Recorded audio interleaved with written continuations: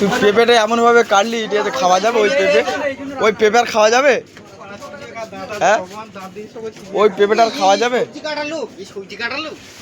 হ্যাঁ, এগুলো কি পেঁপে কাটা ছিঁড়ি একটা?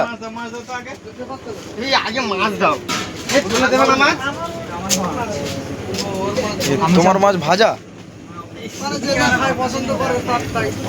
তো ওই পেঁপেটা তুই এমন ভাবে কাটলি ওই পেঁপে সেদ্ধ হবে?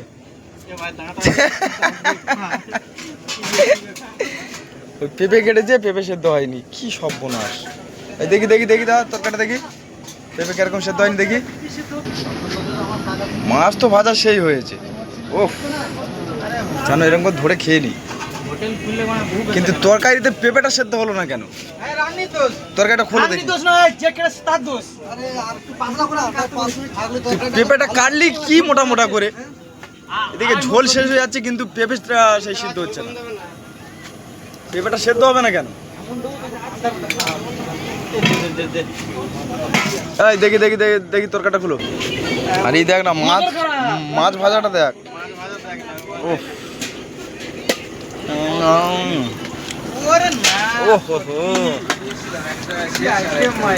কিন্তু পেঁপে সিদ্ধ হয়নি। পেঁপে সিদ্ধ হবে কি করে তুই বল? পেঁপে কাটিছি, পেঁপেটা সিদ্ধ হয়নি কেন? তুই এদিকে তাকা, তুই ওইদিকে তাকাচ্ছিস।